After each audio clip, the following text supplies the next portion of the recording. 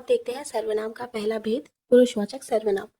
जो सर्वनाम बोलने वाले, सुनने वाले या किसी अन्य व्यक्ति या वस्तु के लिए प्रयुक्त होते हैं वो पुरुषवाचक सर्वनाम कहलाता है। ठीक है।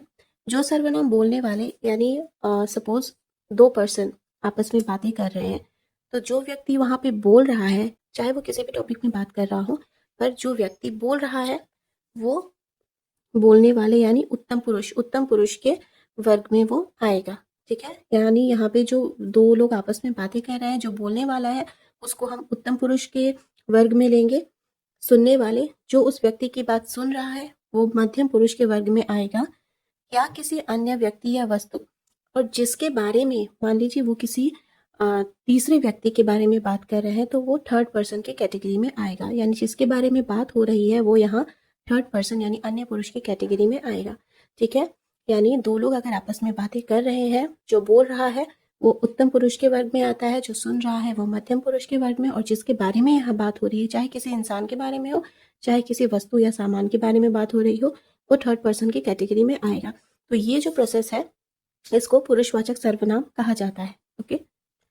फॉर एग्जाम्पल, यहाँ पे जो पहला पर्सन यानी जो उत्तम पुरुष है, बात करते वक्त अगर मैं या हम जैसे शब्द का उपयोग करता है तो वो उत्तम पुरुष के वर्ग में आएगा। जैसे मैं कल घूमने जाऊंगा या फिर हम कल घूमने जाएंगे, हम में सब लोग आ जाते हैं लेकिन वो उत्तम पुरुष की कैटेगरी में आएगा क्योंकि हम यानी खुद के लिए ये शब्द प्रयोग किया गया है। ठीक है। तुम या आप, ये मध्यम पुरुष के वर्ग में आएगा। तुम, ये अगर कोई व्यक्ति बात कर रहा है तो वो तुम उसी को बोलेगा या आप उसी को बोलेगा जो उसके सामने खड़ा है। ठीक है। तो वो मध्यम पुरुष की कैटेगरी में आएगा। वह, वे या यह, ये अन्य पुरुष यानी थर्ड पर्सन की कैटेगरी में आएगा। वह, वे या यह ऐसे शब्द हम उसके बारे में यूज करते हैं ना, जो हम अगर आपस में किसी से बातें कर रहे हैं और किसी और के बारे में अगर हम बातें कर रहे हैं तो वह या वे या यह कहकर उसको इंडिकेट करेंगे ना, तो वो अन्य पुरुष यानी थर्ड पर्सन की कैटेगरी में आता है। ठीक है। तो ये हुआ पुरुषवाचक सर्वनाम। यहाँ पे कुछ और एग्जाम्पल्स लिखे हैं मैंने पुरुषवाचक सर्वनाम के। मैं और तुम दोस्त है, पर वह किसी और का दोस्त है। यानी यहाँ पे एक पर्सन दूसरे पर्सन से बात कर रहा है कि मैं और तुम दोस्त है। मैं आएगा उत्तम पुरुष की कैटेगरी में।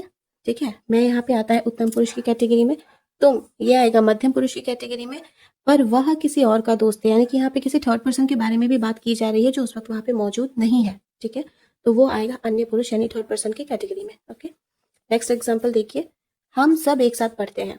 हम सब यानी खुद के बारे में, खुद के साथ उसने सबको इंक्लूड कर लिया है, जिसको वो हम सब कहकर इंडिकेट कर रहा है। तो ये जो वर्ड है ये आएगा उत्तम पुरुष की कैटेगरी में। ठीक है। नेक्स्ट देखिए, वे बहुत होशियार है। वे यानी किसी थर्ड पर्सन के बारे में यहाँ पे बात की गई है जो कि उस वक्त वहां पे सामने मौजूद नहीं है, किसी तीसरे व्यक्ति के बारे में बात की जा रही है, तो वो अन्य पुरुष की कैटेगरी में आएगा। ओके।